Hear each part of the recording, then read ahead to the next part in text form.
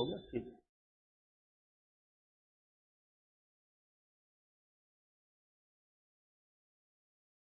Good evening everyone. आज आज हमारी वही क्लास कंप्लीट होने वाली है, अब शुरू करने वाले हैं जो हमने कल आधी छोड़ दी थी। और कल थी इंट्रोडक्टरी क्लास और आज हमारी होने वाली है अपनी फुल फ्लेजेड क्लास होने वाली है। लाइट का थोड़ा सा यार, लाइट। और आज हमारी जो कल हमारी इंट्रोडक्टरी क्लास हुई थी, तो आज हम उसको आगे लेके जा रहे हैं। ठीक है, तो आइए देखते हैं। आज हम इंडियन पॉलिटी स्टार्ट करेंगे कहां से? आज हम इंडियन पॉलिटी स्टार्ट करेंगे अपने हिस्टोरिकल बैकग्राउंड से, क्योंकि हमारी जो इंडियन पॉलिटी है वो एक्चुअल में स्टार्ट ही यहीं से होती है। कहां से स्टार्ट होती है? एक्चुअल यहीं से स्टार्ट होती है। थोड़ा इसके इतिहास को समझेंगे, अगर हिस्ट्री नहीं समझेंगे तो समझ ही नहीं आएगा कि हमारी कॉन्स्टिट्यूंट असेंबली बनी ही कैसे, पार्लियामेंट कैसे बनी, हमारे लोकसभा, राज्यसभा, प्रेसिडेंट कैसे बने, पहले प्रेसिडेंट का काम कौन करता था, प्राइम मिनिस्टर का काम कौन करता था, और आज आकर हम इस पद पर कैसे पहुंचे हैं, इस चीज को भी समझेंगे। ठीक है, कुछ हमारे एक्ट हैं, उन एक्ट को समझेंगे, और जो एक्ट से हमें आजादी मिली उन एक्ट को भी समझेंगे। ठीक है, चलिए तो पहले मैं जरा इसकी आपको क्या थोड़ी बेसिक इंफॉर्मेशन बता देता हूं।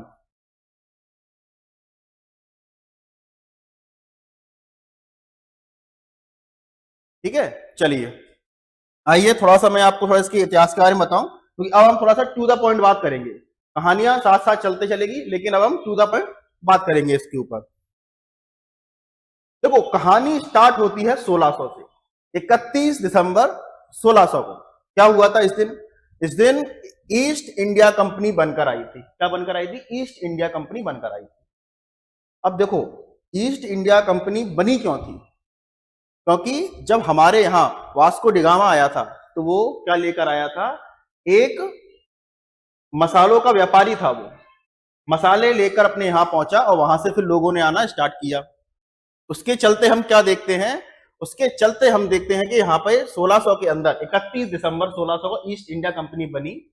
उसने रॉयल चार्टर, जो वहां की क्वीन एलिजाबेथ थी, उनसे रॉयल चार्टर साइन कराया, और रॉयल चार्टर साइन कराने के बाद वो पावर लेकर जो हमारा इंडियन ओशन है वहां पर ट्रेड करने के लिए पहुंच गए। जब ये ट्रेड करने के लिए पहुंचे, क्या हुआ? जब इनको पावर मिल गई ट्रेड करने के लिए, किस चीज पर ट्रेड करने आए थे? ये कॉटन पर ट्रेड कर रहे थे। ये ट्रेड करने आए थे कॉटन, सिल्क, डाई, ओपियम मतलब अफीम, स्पाइसेस मसाले, इंडिगो नील की खेती जो हमारे यहाँ होती थी, चाय और काफी सारी चीजें थी। इसके लिए ये यहाँ पर ट्रेड करने आए हुए थे। ठीक है, तो इनको 1600 का चार्टर से इनको क्या मिला? अच्छा, ये जो कंपनी थी वो क्या है, 216 लोग उसके अंदर पार्टनरशिप में थे। कितने लोग थे? 216 लोग पार्टनरशिप में थे। ठीक है, और उसमें 24 डायरेक्टर्स थे, एक गवर्नर हुआ करता था। इसीलिए तो इंडिया में गवर्नर का पद बना था। यही वो गवर्नर था जो ईस्ट इंडिया कंपनी के ऊपर बैठा हुआ था, एक आदमी। समझ आया? तो 216 लोग इसके अंदर पार्टनरशिप में थे। 24 लोगों की ये कंपनी हुआ करती थी, इसमें एक गवर्नर हुआ करता था, 24 डायरेक्टर्स हुआ करते थे और एक गवर्नर हुआ करता था। ये थोड़ा सा इसकी हिस्ट्री है। थोड़ा और आगे देखते हैं। फिर क्या हुआ? ये 1608 में ईस्ट इंडिया कंपनी, तो 1608 में ईस्ट इंडिया कंपनी को हमने क्या किया? ये सूरत पहुंची। कहां पहुंची? सूरत पहुंची। एक सेकंड बेटा, थोड़ा वेट कीजिएगा आप।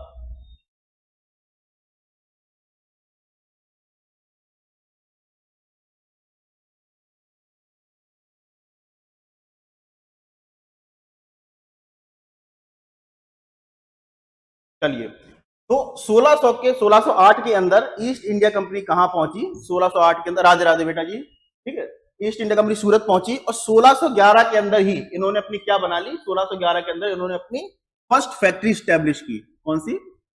फर्स्ट फैक्ट्री बनाई, और वो कहां पर बनाई इन्होंने? मसूलीपट्टनम में।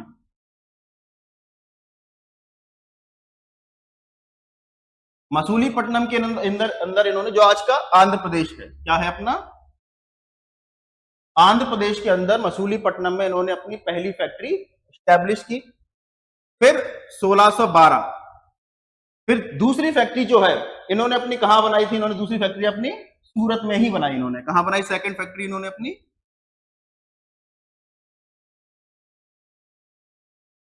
सूरत के अंदर बनाई। अच्छा एक चीज बताऊं मैं, फैक्ट्री का मतलब क्या होता था उस समय? फैक्ट्री का मतलब हुआ करता था गोडाउन, इनके हिसाब का गोडाउन। देखो ये यहाँ पर ऐसा तो है नहीं कि खुद ही खेती कर रहे हैं, खुद ही चीजों को उगा रहे हैं और खुद ही ले जाकर ये सामान बेच रहे हैं, ऐसा नहीं था। ये सिर्फ इंडिया से माल को इकट्ठा करते थे, एक उन्होंने गोडाउन बनाया हुआ था, उस गोडाउन के अंदर ये अपना सामान रखा करते थे और फिर उस गोडाउन से अपना सामान उठाकर ये कहां ले जाया करते थे? ये अपने देश यूके ले जाया करते थे। अच्छा, और जो ईस्ट इंडिया कंपनी थी ना, देखो ईस्ट इंडिया कंपनी का मतलब ही क्या था?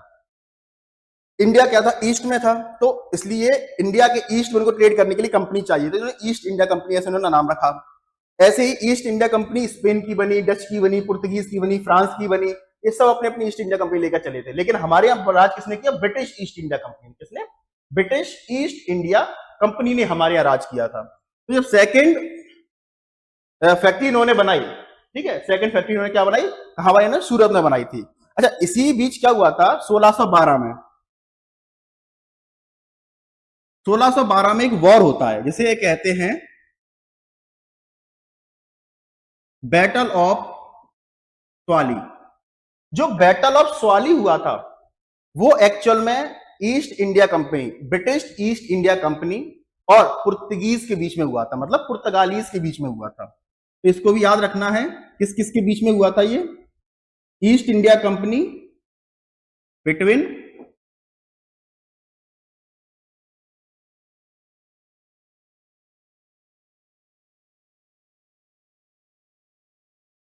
Between Portuguese. तो पुर्तगालियों के बीच में और ईस्ट इंडिया कंपनी के बीच में क्या हुआ? एक वॉर होता है, बैटल ऑफ स्वाली। काफी छोटी लड़ाई हुई थी, टुच्ची मुच्ची से लड़ाई थी इनके बीच की। और इसमें कुछ जैसे, और ये नेवल वॉर था उस समय का। उस समय एयरफोर्स हुआ नहीं करती थी, आर्मी या नेवी हुआ करती थी। तो इनके बीच में किस चीज का वॉर होता है? नेवी वॉर हुई थी। इसमें 4 बेड़े उनके थे, 4 बेड़े ईस्ट इंडिया कंपनी के थे, 4 इनके पुर्तगीज के थे। दोनों के बीच में वॉर हुई। ईस्ट इंडिया कंपनी जो ब्रिटिशर्स वाली थी वो जीत कर आ गई। और ये स्वाली कहां पर है? ये स्वाली यही सूरत के पास एक जगह है, उसमें वहां पर है, वहीं पे ये वॉर हुआ था। अब यहां पर चीजें क्या निकल कर आती हैं कि ईस्ट इंडिया कंपनी जीती, तो इससे एक चीज बड़ी अच्छी निकल कर आई। एक चीज क्या अच्छी निकल कर आई इससे?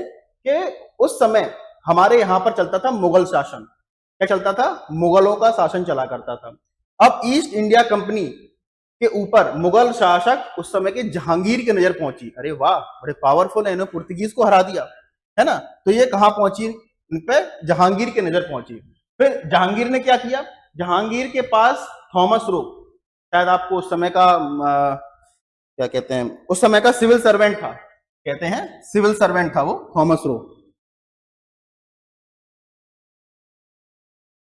Thomas Roe British east India company में एक सिविल सर्वेंट था, कह सकते हैं उनका एक आदमी था। जैसे आज हमारे यहाँ पे आज आईएएस आईएफएस वगैरह होते हैं जो, ठीक है। ये पहुंचता है जहांगीर के दरबार में, जहांगीर के कोर्ट में पहुंचता है और वहां से जहांगीर इससे खुश होते हैं, इनको तोहफे दिए जाते हैं, जहांगीर को तोहफे दिए जाते हैं इनके द्वारा। और ये क्या देते हैं? जहांगीर को पावर दे देते हैं ट्रेड करने के लिए। जाओ आप इंडिया में, सूरत में, मसूलीपट्टनम में ट्रेड करो आप। इनको कलकत्ता के राइट्स नहीं देता है। ये क्या देता है? ये थॉमस रो इनको ट्रेडिंग के लिए वो दे दिया जाता है। थॉमस रो को कहते हैं कि इनको राइट्स मिल जाते हैं। अब क्या होता है? इनको राइट्स कहां कहां मिलते हैं ये भी है ना, क्योंकि तो उस समय जहांगीर का शासन था, जहांगीर का शासन हुआ करता था और इनको क्या मिल रहा था? थॉमस रो, विलियम हॉकिंस, बेटा। चलिए ठीक है, आज आगे हम देखते हैं 1613 में स्टैब्लिश की थी। क्या की थी बेटा? बेटा हर जगह क्या है, डाटा अलग अलग मिलेगा। हिस्ट्री है कहीं 1600, अच्छा हम बचपन में पढ़ते थे, हमको क्या बताया जाता था कि 1600 कहाँ गया अपना 1611 में पहली फैक्ट्री सूरत में थी, लेकिन नहीं, वो बच्चों के हिसाब से था वो, ठीक है। अब थोड़ा बड़े लेवल पर आ गए हैं तो ये चीज थोड़ा सा हमें देखनी चाहिए। चलिए आगे देखते हैं। फिर ट्रेडिंग कोड बनाया गया। क्या बनाया गया? Trading code. ट्रेड करने के लिए पोर्ट बनाया गया, क्योंकि अब इनको क्या मिल चुकी थी? अब इनको आजादी मिल चुकी थी, इनको ट्रेड करने के लिए, व्यापार करने के लिए।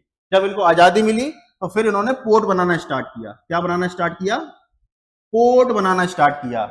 कैसे पोर्ट थे ये पोर्ट थे जहां पर ये अपना सामान लाएं और ले आकर कहां दे दें, ये सीधा सीधा डायरेक्ट अपने देश ले जाएं। तो उन्होंने पहला पोर्ट इन्होंने कहां बनाया, सूरत के अंदर बनाया 1619 में। याद रखना 1619 में पहला पोर्ट इनका कहां बना था, सूरत में बना था। ठीक है, ऐसे ही आपको याद रखना है कि दूसरा पोर्ट 1639 के अंदर 1639 के अंदर बता सकता है मुझे कहां बना था बच्चों? कौन है ये, काजल, काजल राधे राधे बेटा।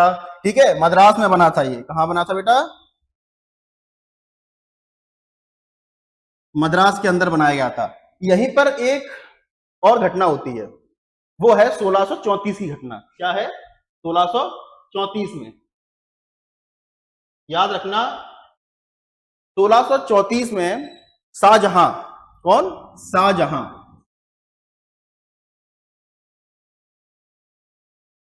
शाहजहां ने इनको कलकत्ता के राइट्स दे दिए कि आप कलकत्ता के अंदर भी ट्रेड कर सकते हैं। तो 1600 में इनको मद्रास में। वेरी गुड बेटा समीर। ठीक है, तो इनको इनको किस चीज के राइट्स दे दिए कि आप कलकत्ता में भी ट्रेड कर सकते हैं। अभी तक इनको कोलकाता के राइट्स नहीं दिए गए थे। अभी तक सिर्फ और सिर्फ इनके पास किसके थे? सूरत के थे, मसूलीपट्टनम के थे। ठीक है, इस चीज के राइट्स थे इन पे। तो फिर कलकत्ता के भी राइट्स इनको मिल गए। तो अब ये कलकत्ता में भी 1634 के बाद वहां पर अपना पोर्ट बनाना स्टार्ट कर दिया इन्होंने। तो 1690 में इन्होंने पोर्ट बनाया था कुछ अपना। ठीक है, तो फिर बंबई में आते हैं 1600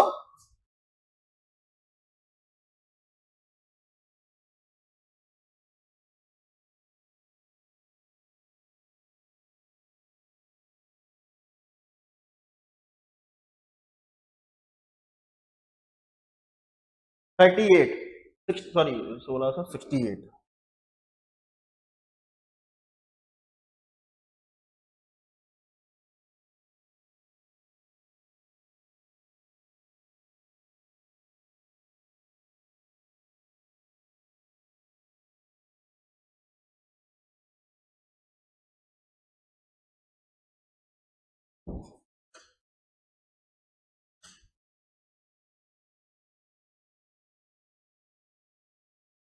याद रखिए, फिर इन्होंने अपना ट्रेडिंग पोर्ट बनाना स्टार्ट किया। और वो कहां पर किया इन्होंने?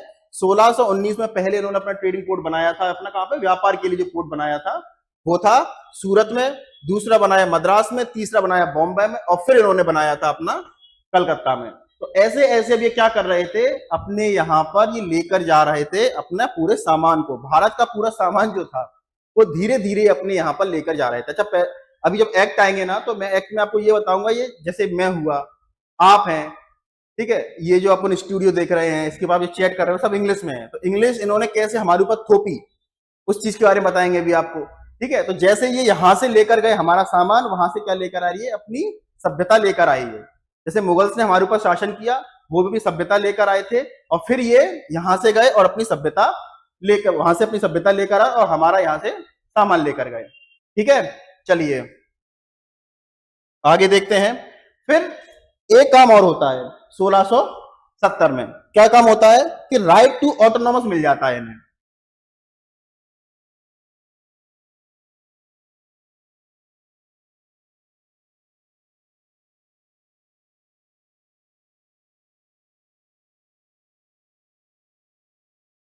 देखिए, राइट टू ऑटोनॉमस का मतलब क्या हुआ? अब इनके पास वो अधिकार थे जिसमें सरकार, सरकार का मतलब उस समय जो मुगल शासन चला करता था, उस समय जो मुगल शासन था वो इनके ऊपर कोई भी कार्यवाही नहीं करेगा। इनको सिविल और मिलिट्री राइट से इनको थोड़ा सा अलग कर दिया गया था, क्रिमिनल राइट से, कि भैया ठीक है, अगर आप यहाँ कुछ करते हो तो हमारा कोई अधिकार नहीं है, आप अपने देश वापस चले जाना, लेकिन हम आपके ऊपर कोई कार्यवाही नहीं करेंगे। इस चीज को किसने कहा? राइट टू ऑटोनॉमस, इनको एक अधिकार दे दिया गया। लेकिन वहीं पे हमें क्या देखने को मिलता है? 1757 के दौर आता है, 1757। इस समय होती है बैटल ऑफ प्लासी। क्या होती है बेटा? बैटल ऑफ प्लासी होती है, बैटल ऑफ प्लासी। ठीक है बेटा,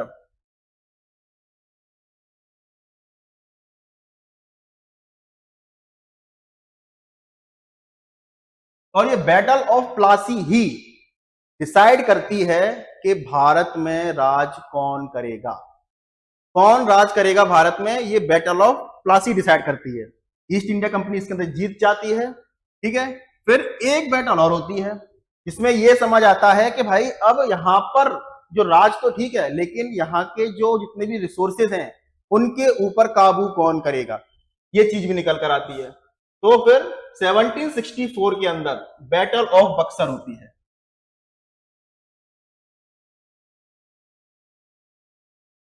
इसे कई बार बैटल ऑफ बुक्सार भी कहा जाता है, बैटल ऑफ बक्सर भी कहते हैं, अपने अपना कहने का तरीका है।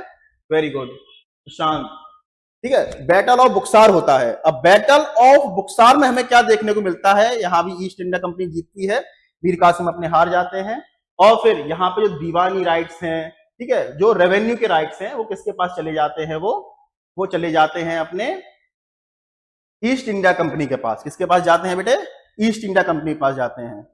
वेरी गुड, सभी को बेटा नमस्ते। चलो अब आगे बढ़ते हैं। यहां तक कहानी थी कि 1600, देखो यहां से बताया था मैं हिस्टोरिकल बैकग्राउंड इसका, कि 1600 में जो कंपनी बनी, अब वो एक प्राइवेट कंपनी थी और उस प्राइवेट कंपनी ने धीरे धीरे धीरे हमारे ऊपर राज करना स्टार्ट कर दिया था। यस वेरी गुड बेटा। ट्रीटी और इलाहाबाद में ये बताया जाता है, 65 में ट्रीटी ऑफ इलाहाबाद होती है बैटल ऑफ बुक्सार के बाद, उसमें ही ये सारी चीजें बताई जाती हैं, ठीक है। अरे हमको हिस्ट्री नहीं पढ़ना है बेटा, हमको इतिहास नहीं पढ़ना है, हमको पॉलिटी पढ़ना है। तो मैं बस ऊपर ऊपर से बता रहा हूँ, उसको इतना याद रखो बस आप, ठीक है। अभी हम पॉलिटी स्टार्ट करेंगे। अभी अपन मैं बता रहा हूं कि एक प्राइवेट कंपनी जो सिर्फ एक ट्रेड करने आई थी, cotton, silk, opium, dye, spices, indigo, tea, उसकी सोचो एक प्राइवेट कंपनी ने हमारे ऊपर राज करना स्टार्ट किया और एक प्राइवेट कंपनी ही गवर्नमेंट बनकर बैठ गई। और फिर वो भी गई तो उसके बाद फिर ब्रिटिश शासन डायरेक्ट आ गया हमारे पास, ठीक है। ओके वेरी गुड बेटा। चलो फिर उसके बाद मैंने बताया कि कंपनी कैसे बनी, कहां कहां उन्होंने फैक्ट्रियां लगाई। अब इसके बाद हम देखते हैं बेटा अपने मेन पॉलिटी। अब समझ में आ गया कि भैया तो 1664 के बाद जिसके पास सारा पैसा धन आ चुका था, माला माल जो कंपनी हो चुकी थी, वो कंपनी कौन थी, ये थी ईस्ट इंडिया कंपनी। याद रखना, ये जो आपको ईस्ट इंडिया कंपनी जो आपको दिख रही है, याद रखना ये जो कंपनी है ये एक प्राइवेट कंपनी का रूल चला था 1773 के बाद।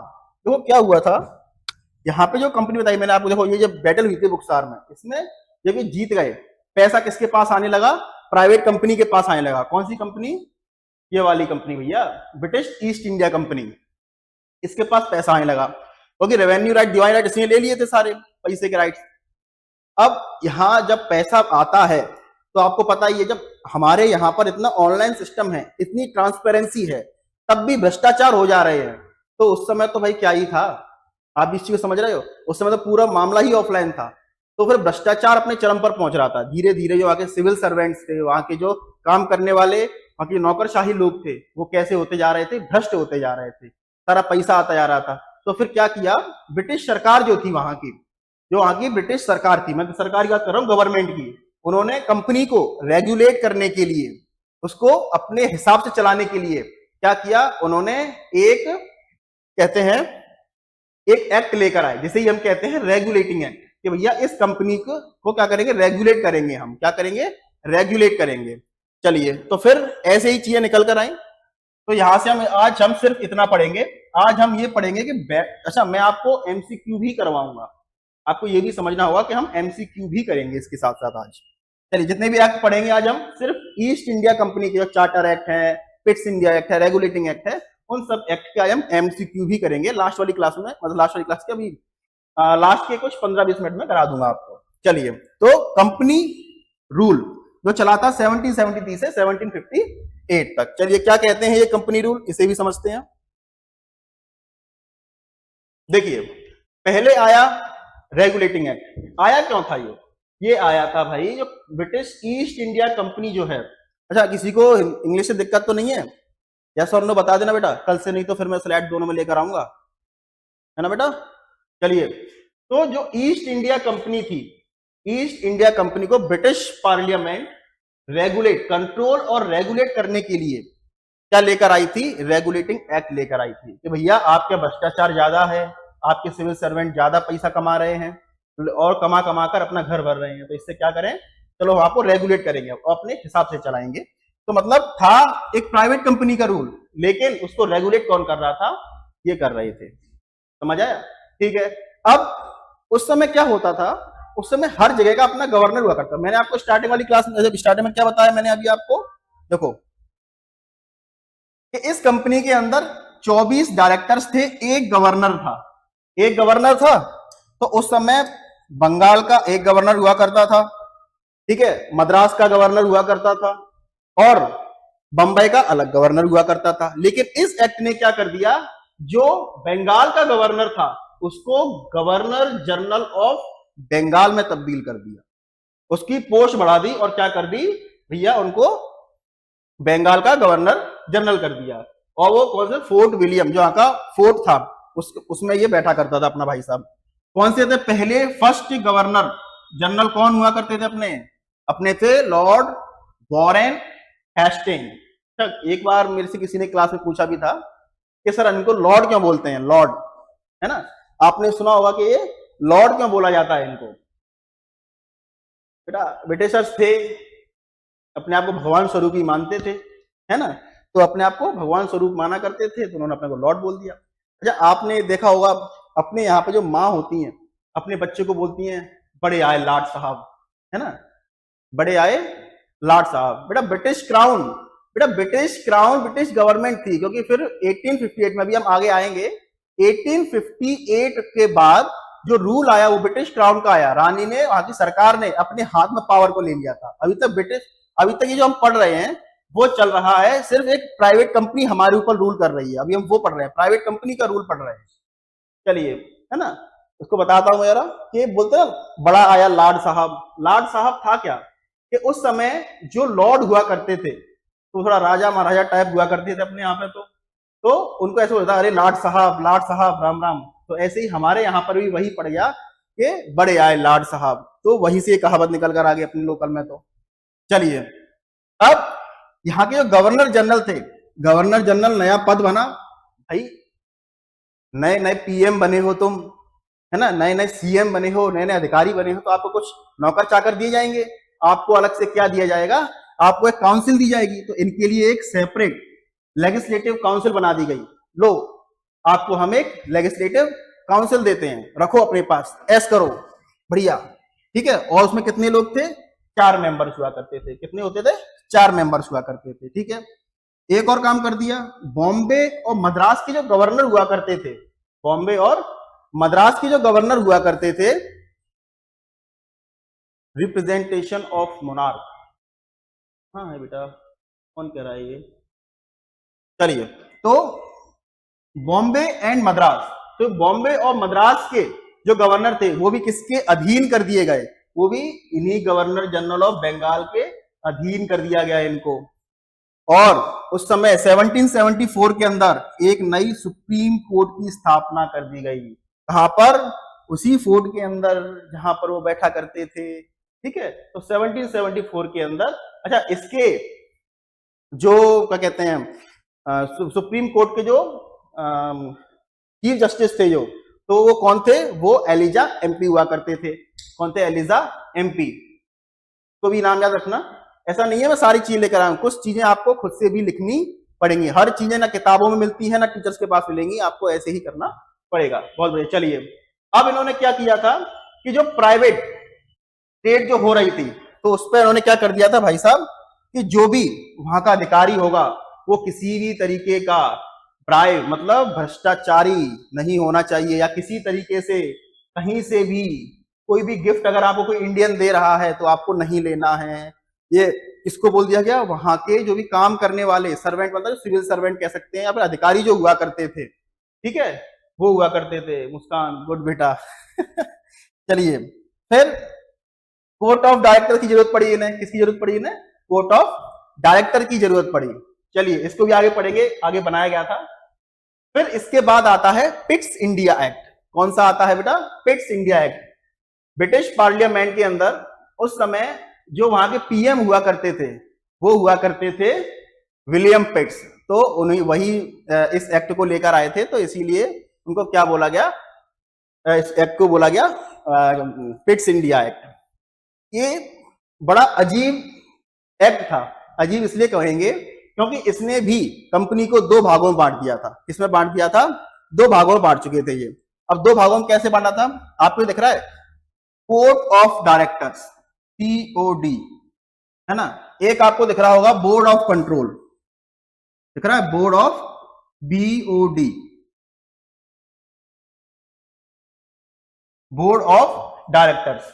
एक्चुअल में क्या था, जो वहां की ब्रिटिश सरकार जो एक्ट लेकर आई थी, उन्होंने क्या किया था कि COD और BOD नाम से दो संस्था बना दी थी इन्होंने। और जो COD है ये काम करेगी ब्रिटिश ईस्ट इंडिया कंपनी के लिए। किसके लिए काम करेगी? ब्रिटिश ईस्ट इंडिया कंपनी के लिए काम करेगी। और ये जो बोर्ड ऑफ डायरेक्टर्स है ये काम करेगी पार्लियामेंट के लिए।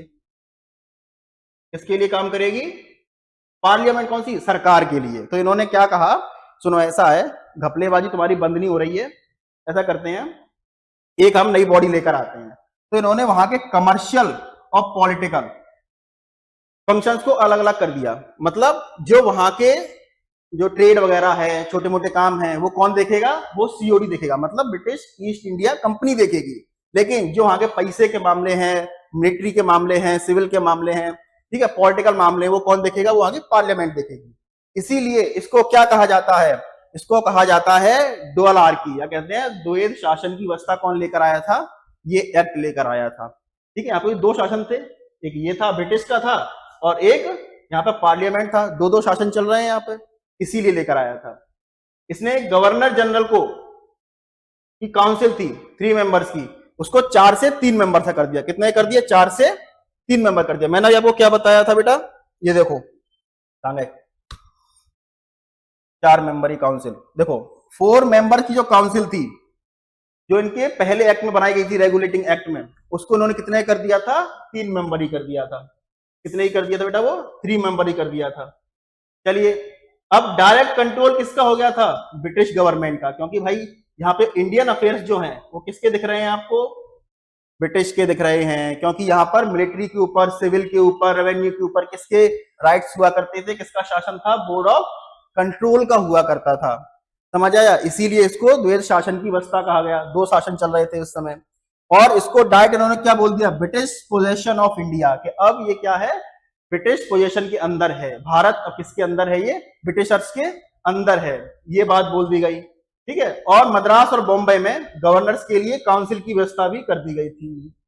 इसी एक्ट के चलते क्या किया गया था? मद्रास और बॉम्बे के अंदर ही ब्रिटिश काउंसिल की व्यवस्था कर दी गई थी। आपको इसमें एक्ट में जो याद रखना है वो ये है कि भाई इसमें आपकी स्ट्रेंथ कम कर दी गई थी। ठीक है, काउंसिल की जो स्ट्रेंथ थी वो कम कर दी गई थी। एंड नेक्स्ट थी जो कि यहाँ पे था द्वैध शासन, मतलब COD और BOD, court of directors and board of control, BOC है, बोर्ड ऑफ कंट्रोल, BOC। ठीक है, ये क्या कर दी गई थी? इन दोनों को लेकर आए थे बस। कि एक को चला रही थी ईस्ट इंडिया कंपनी, मतलब प्राइवेट कंपनी, और एक को चला रही थी ये कौन सी कंपनी? कह सकते अपने कंपनी नहीं, सरकार चला रही थी। चलिए, ये था अपना पिट्स इंडिया एक्ट। चलो बेटा, अब आगे देखते हैं। अब आता है चार्टर। क्या आता है? चार्टर। चार्टर मतलब होता है फरमान। क्या कहा जाता है चार्टर को बेटा? चार्टर को बोला जाता है फरमान, बोला जाता है। चलिए, अब ये क्यों जरूरी है? क्योंकि इसने सबसे बढ़िया जो काम किया था वो क्या किया था? इसने जो कंपनी की मोनोपोली थी, मोनोपोली का कहा जाता है एकाधिकार, जो कंपनी के ऊपर एकाधिकार हुआ करते थे, इसके जो ब्रिटिशर्स के एकाधिकार हुआ करते थे इंडियन ट्रेड के ऊपर, वो क्या कर दिया गया? हटा दिया गया।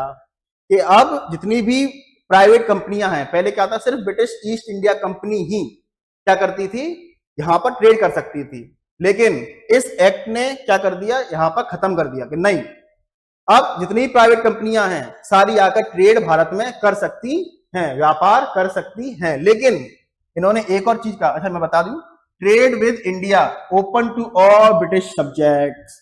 क्या बताया था? जितने भी हैं आके यहां पर इंडिया के अंदर ट्रेड कर सकते हैं। लेकिन एक ध्यान देने वाली बात यह है कि चाय है और चाइना के साथ जो ट्रेड है, इसके ऊपर अभी भी किसका एकाधिकार था? किसकी मोनोपोली थी? वो थी ब्रिटिशर्स की। मतलब चाय ब्रिटिशर्स के लिए इतनी ज्यादा जरूरी चीज थी कि इन्होंने कहा नहीं, इसके ऊपर तो हमारा ही शासन रहेगा, इसके ऊपर तो हम ही ट्रेड करेंगे, इसके ऊपर तो हमारा ही एकाधिकार होना चाहिए। इसलिए जो मोनोपोली थी अभी भी किसके पास थी, वो ब्रिटिशर्स के पास थी। इसमें ही एक पॉइंट और ऐड कर लेना, वो था वेस्टर्न एजुकेशन।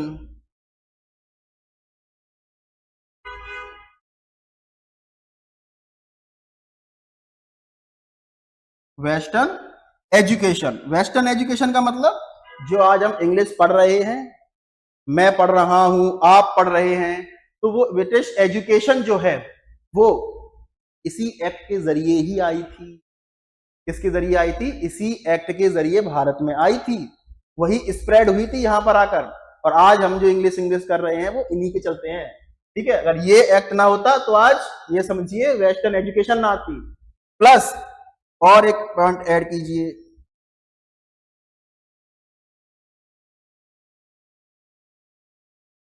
क्रिश्चियंस जो लोग यहां पर आए थे, कौन से? क्रिश्चियंस लोग, तो वो इसी एक्ट के चलते आए थे। किसके? इसी एक्ट के चल के आए थे। बस सही लिख देता हूं,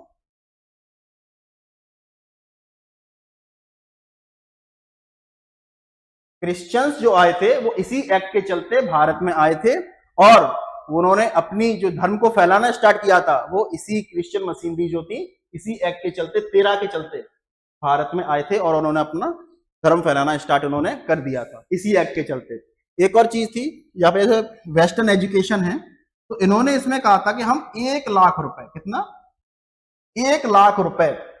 अब मैं आपको एक फैक्ट बता दूं, उस समय जो भारत का बजट था, भारत का जो बजट हुआ करता था वो कितना हुआ करता था? 49 लाख, 49 लाख रुपए उस समय भारत का बजट था, या कहते थे जीडीपी थी। और उसमें से 1 लाख रुपए ये सिर्फ और सिर्फ वेस्टर्न एजुकेशन को, इंग्लिश को, ठीक है, यहां पर फैलाने के लिए खर्च कर रहे थे। 1 लाख रुपए मतलब टोटल जीडीपी का 2% मान के चलो। सोचो आप कितना? 2%। भाई बहुत बड़ी बात होती है कि आप इतना पैसा यहाँ खर्च कर रहे हैं, आप देख रहे हो, मतलब ठीक है, चल रहा है इनका भी सही। और इस एक्ट को आने वाले 20 साल के लिए बढ़ा दिया गया, 20 ईयर्स के लिए इसको एक्सटेंड कर दिया गया। ठीक है, अब 20 साल के बाद दूसरा चार्टर आएगा। ठीक है, आपको ये समझ में आ गया होगा, इजी है, कोई बड़ी बात नहीं है। अभी हम इसके पीवाईक्यू भी देखेंगे। चलिए नेक्स्ट चलते हैं। नेक्स्ट एक्ट है हमारा चार्टर एक्ट 1833। कौन सा है? 1833। इसको कहा जाता है सेंट हेलेना एक्ट भी कहा जाता है। क्या कहा जाता है इसको? Saint Helena Act. लिख देता हूं मैं,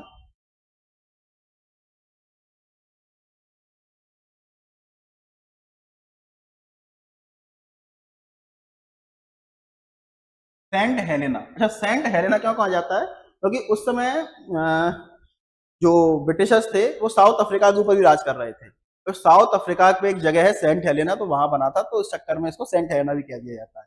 तो एक्ट के ऊपर भी लिखा है, अगर आप ओरिजिनल एक्ट देखेंगे तो आप सेंट हेलेना लिखा हुआ है, तो इतना परेशान नहीं होना है। चलिए, ये फाइनल स्टेप था। देखो फर्स्ट स्टेप कौन सा था? 1773 का एक्ट, ठीक है, और फाइनल स्टेप कौन सा था? ये 1833 का एक्ट जो था वो फाइनल स्टेप था कि हमारे यहाँ अब भारत में किसकी सरकार है? अब भारत में ब्रिटिश की सरकार है। ठीक है, सेंट्रलाइज कर दिया गया था। यहां पर एक नई चीज और लेकर आए थे ये, और वो नई चीज क्या थी? वो नई चीज थी गवर्नर जनरल ऑफ बंगाल को इन्होंने क्या कर दिया था? गवर्नर जनरल ऑफ इंडिया कर दिया गया था। अब ये आदमी हो चुका था पागल, अब ये आदमी को मिल गई थी पावर, शक्ति मिल चुकी थी अब इसे। अब इसके पास गवर्नर जनरल अभी किसी एक प्रांत का नहीं है, एक प्रोविंस का नहीं है, अब ये किसका है गवर्नर जनरल? अभी पूरे भारत का गवर्नर जनरल है। अगर मैं आज के कंपैरिजन में कहूं तो आज के कंपैरिजन में देखा जाए तो ये उस समय का पीएम या फिर प्रेसिडेंट कह सकते हैं, वो था ये आदमी। ठीक है, हालांकि कंपेयर करना ठीक नहीं है, लेकिन आप इसको मान के चलिए कि उस समय सबसे पावरफुल आदमी यही था। ठीक है, जिसके पास क्या थी? गवर्नर जनरल ऑफ इंडिया हुआ करता था, ये बना दिया गया था भाई, तो खुश रहे। ठीक है, दूसरा था कि पहला गवर्नर जनरल ऑफ इंडिया कौन था? हमारे लॉर्ड विलियम बेंटिक हुआ करते थे। कौन थे? लॉर्ड विलियम बेंटिक हमारे कौन हुआ करते थे? हमारे गवर्नर जनरल ऑफ इंडिया, इनको बनाया गया। आपको बस थोड़ा ये भी याद रखना है, पहला गवर्नर जनरल ऑफ बंगाल कौन था? ठीक है, पहले गवर्नर जनरल ऑफ इंडिया कौन था? इससे पहले कौन सा एक्ट चला आ रहा था, इसके बाद क्या हो रहा था, ये सारी चीजें आपको याद करनी है बस। ठीक है, अब स्टार्टिंग में क्या था, जो पावर थी, किसकी पावर थी कि भाई जो मद्रास और बॉम्बे प्रोविंस की जो पावर थी, अब वो क्या कर दिया था, उनको भी सेंट्रल लेजिस्लेशन के अंदर डाल दिया गया था। मतलब अभी तक क्या था, बंगाल और मद्रास वो भी थोड़ा बहुत लॉ बना रहे थे, लेजिस्लेटिव पावर थी। ठीक है, लेकिन इसके बाद उन्होंने क्या कर दिया भाई, अब गवर्नर जनरल ऑफ इंडिया बन चुका है, पूरा भारत एक हो चुका है, पूरे भारत में जितने भी लोग हैं उन सबका कानून अब एक हो चुका है, अब हम बनाएंगे। तो अब इन्होंने एक नई नींव रखी, वो रखी थी इन्होंने सेंट्रल लेजिस्लेचर। क्या रखा था, सेंट्रल लेजिस्लेचर। अब ये बनाएगा तुम्हारे बंगाल और मद्रास के भी कानून यही बनाएंगे। तो अब सेंट्रल लेजिस्लेशन की नींव रख दी गई थी, क्योंकि अब भारत में कौन आ गया था भाई, गवर्नर जनरल ऑफ इंडिया आ चुके थे, अब भारत की बात होने लगी थी।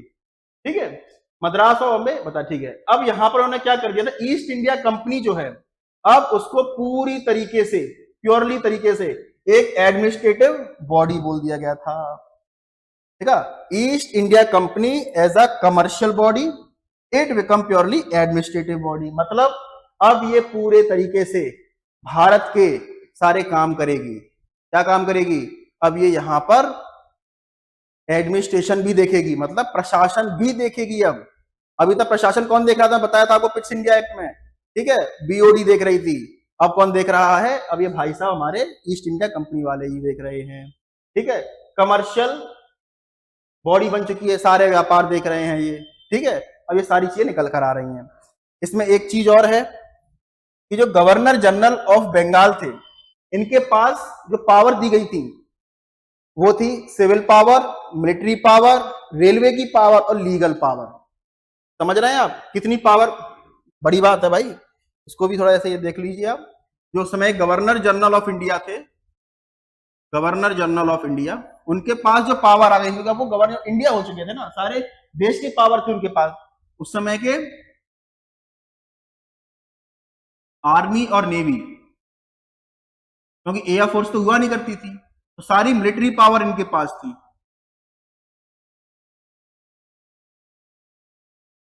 सिविल पावर इनके पास थी, रेलवे की पावर इनके पास थी,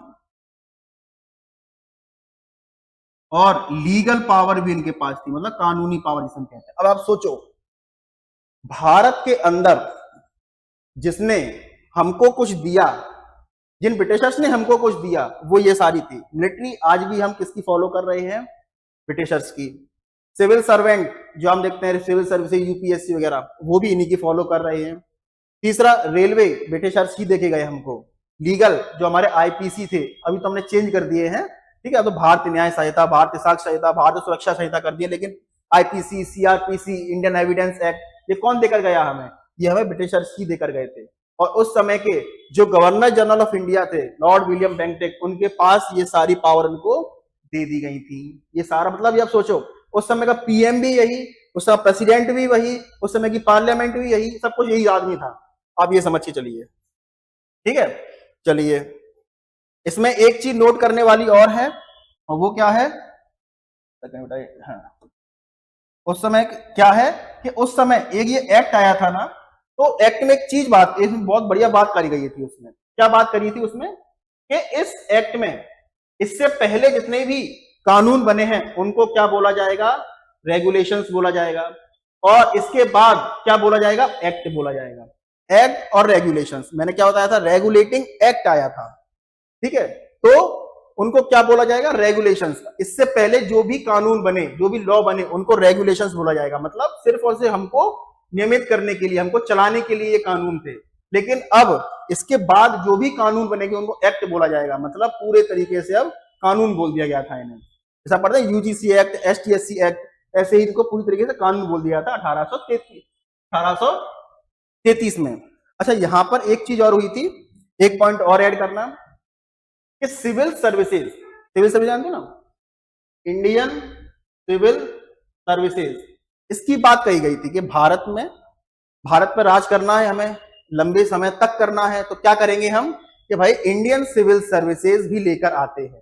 ठीक है, भारत के लोगों को हम इसके अपने डिपार्टमेंट के अंदर डालेंगे और उनसे काम कराएंगे। हमारे पास इतने ब्रिटिशर्स नहीं है कि वहां से लेकर आएंगे, उनसे काम कराएं, उनको अच्छी खासी सैलरी देनी पड़े।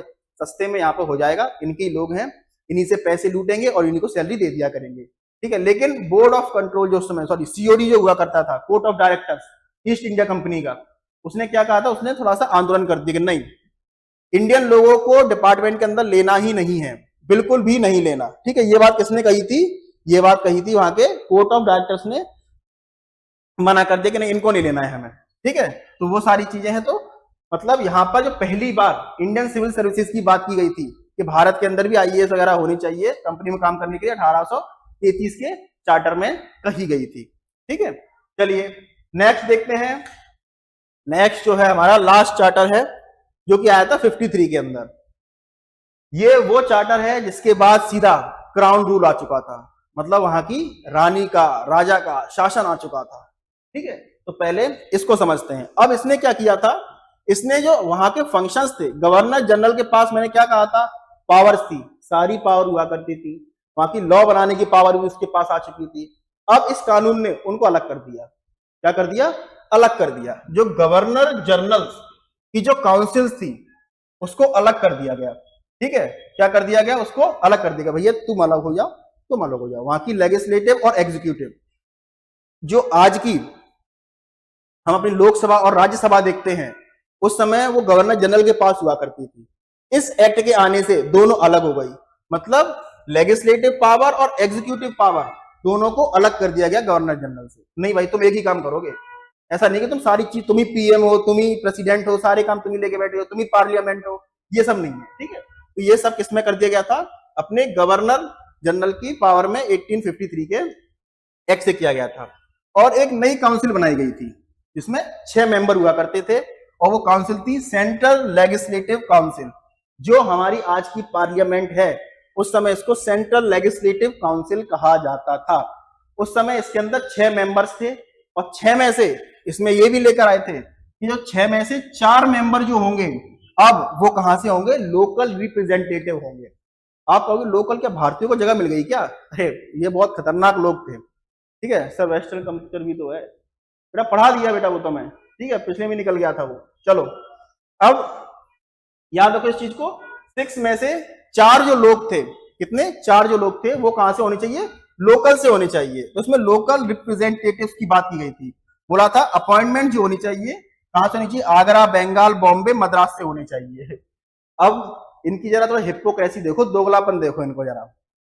इनसे बोला गया कि आपको 4 में से 6 मेंबर आपको भारत के लिए, लेकिन उस समय की जो बातें हुई थी वो क्या बातें थी कि 4 में से, वो 6 में से 4 मेंबर्स थे, इन्होंने अपने लोग रख लिए कि भाई ये भी तो इंडिया में ही तो काम कर रहे हैं, ये क्या काम कर रहे हैं, इंडिया में ही तो काम कर रहे हैं, इसलिए इन्होंने क्या कर लिया, इन्होंने अपने पास रख लिए। और जो देखा जाए तो 6 में से 4 मेंबर्स थे वो ब्रिटिशर्स ही थे, लेकिन वो इंडिया में काम करने वाले लोग थे। समझ में आया। तो अच्छा वो लिया कहां से गया था, एक को मद्रास से उठा लिया, एक को बॉम्बे से, एक को अपने बंगाल से और एक को आगरा से, ये कर लिया।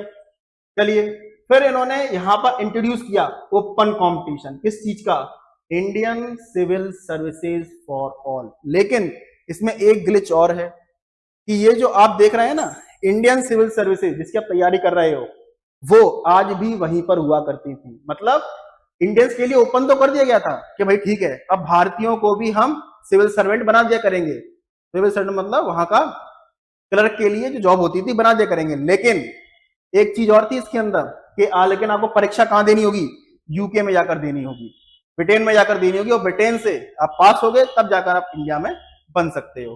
तो बस जो 1833 के एक्ट में इन्होंने जो बात कही थी वो यहां पर आकर क्या हो चुकी थी, यहां पर आकर पूरी हो चुकी थी। वहां पर तो मना कर दी थी, लेकिन यहां पर इनको मंजूरी दे दी गई थी। क्या दे दी गई थी बेटा, मंजूरी दे दी गई थी, ठीक है। चलिए और आज चार्टर एक्ट तक हम करते हैं, कुछ मैं आपको एमसीक्यू करा देता हूं अभी, ठीक है। यहां तक आपको समझ में आ गया होगा, बाकी का यहां से अब क्राउन रूल स्टार्ट होगा। आपने मंगल पांडे मूवी देखी होगी, है ना, तो मंगल पांडे जो मूवी है उसको भी हम कल समझेंगे, और जो क्राउन रूल आया वो हम कल से देखते हैं। तो आज हम इसके एमसीक्यू करा देते हैं आपको।